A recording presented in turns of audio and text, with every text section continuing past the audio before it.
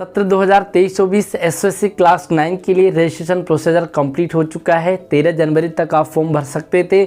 70,000 के करीब फॉर्म भरे गए हैं। कुल सीट 4400 के करीब है, तो 4400 सीट पर 70,000 के करीब फॉर्म डाले जाना अपने आप में बहुत बड़ी बात है, यानी कि कंपटीशन बहुत तगड़ा होने वाला है। बात करते हैं 11th क्लास की, क्योंकि 9th क्लास वालों का कंप्लीट हो चुका है। जो बच्चे 10th में पढ़ रहे हैं तो इन्हें 11th में एडमिशन लेना है, तो यह फॉर्म कब खुलेंगे, सबसे बड़ा सवाल है। और उससे बड़ा सवाल है कि मार्क्स का क्राइटेरिया कितना होना चाहिए आपके पास। तो पहली बात करेंगे हम, इस साल 3rd ईयर है एसएससी का।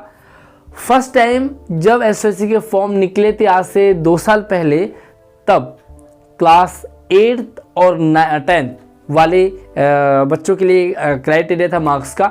अगर आप 9th क्लास में एडमिशन लेना चाहते हैं तो आपके 8th क्लास में मिनिमम 60% मार्क्स होना चाहिए, और अगर आप 11th क्लास में एडमिशन ले रहे हैं तो आपको 10th क्लास में 75% मार्क्स मांगे गए थे। उस समय ये करीब अगस्त के करीब फॉर्म निकले थे, तो 10th के भी मार्कशीट आ चुके थे और 8th का भी आ चुका था, इसलिए क्लियरली मार्क्स मांगे गए थे और वो उन्हीं बच्चों को फॉर्म डालने के लिए कहा गया था। बट बात करते हैं इस साल की, क्योंकि इस साल तो ना ही 8th क्लास के एग्ज़ाम हुए हैं और ना ही 10th क्लास का भी बोर्ड के एग्ज़ाम हुआ है, तो मार्क्स कितने मांगे जाएंगे। सिंपल सी बात है, अगर हम 9th क्लास की बात करें तो 8th क्लास वालों से कोई भी मार्क्स नहीं मांगे गए हैं।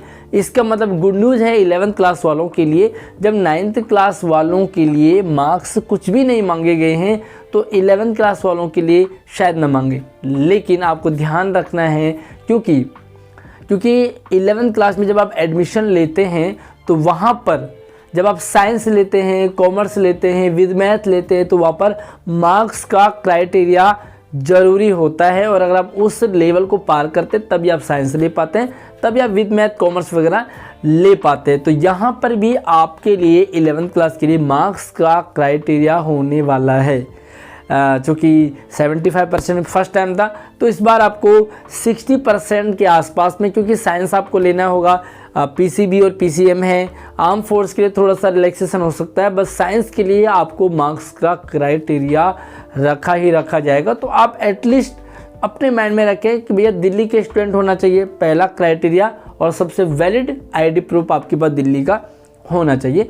तो जो दूसरा है ना मार्क्स का क्राइटेरिया, वो आपके लिए 60 और 65 के बीच में आप ले चलें। 70-75 फर्स्ट टाइम रखा गया था, और उस टाइम बच्चों ने कम फॉर्म डाले थे, क्योंकि बहुत सारे मतलब बहुत कम बच्चों के इस लेवल मार्क्स पार होते हैं। और रही बात बच्चों को मैसेज भी नहीं पता था।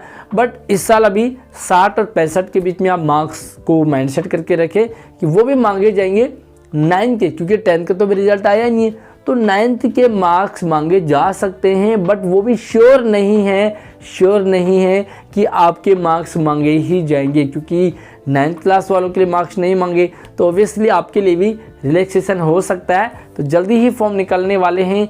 8th क्लास वालों का कंप्लीट हो चुका है।